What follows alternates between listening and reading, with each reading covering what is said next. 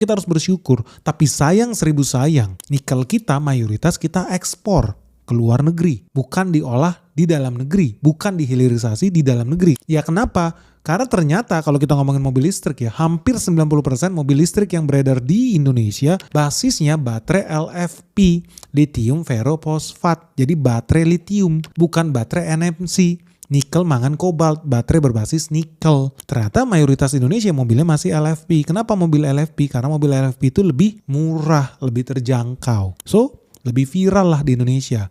Padahal di luar negeri kalau lu lihat ya mobil-mobil top dunia termasuk di Cina, penjual mobil tertinggi di sana apa? Mobil-mobil Tesla, Mercedes-Benz, BMW, Volvo, itu semua pakai apa? Baterai nikel. Hyundai aja juga pakai baterai nikel. Nah, kenapa ini menurut gua a good thing? Insentif khusus mobil yang pakai baterai nikel. Karena most likely baterai nikelnya sumbernya dari mana? Dari Indonesia. Ya karena kita produsen terbesar di dunia bro. Berarti kemungkinan besar nikel yang ada di mobil Hyundai, Kia, itu ya nikelnya Indonesia. Nah di sini kita bisa mencapai hilirisasi bentuk yang paling sempurna. Dari hulu tambang nikelnya sampai hilirnya jadi baterai bahkan jadi mobil misalkan. Oh produksinya di Indonesia. Nah ini bakal membuat makin banyak sih orang-orang investor tertarik nih buat bikin pabrik baterai di Indonesia. Makanya di sini gue seneng banget. Gue udah berulang kali bilang kita harus dukung nih pengusaha-pengusaha yang menggunakan nikel kita supaya nikel kita nggak usah keluar negeri.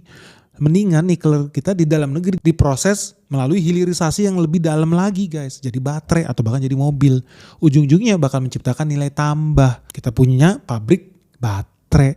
Kita punya pabrik mobil terintegrasi dalam satu ekosistem nikel kita guys. So this is a very very good thing. Gue sangat appreciate ini. Akhirnya bertahun-tahun gue perjuangkan supaya Indonesia punya pabrik mobil sendiri. Mobilnya berbasis bahan baku yang dari Indonesia juga. Nikelnya, kobaltnya, stainless steelnya ya harapannya dari Indonesia juga guys. Ujung-ujungnya apa? Penciptaan lapangan kerja di Indonesia bakal makin masif.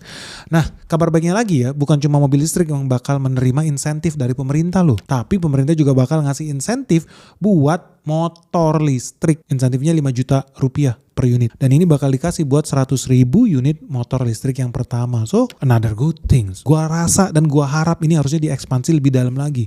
Kalau bisa driver ojol, gua kasih tahu lu ya, ganti ke motor listrik, ganti ke mobil listrik.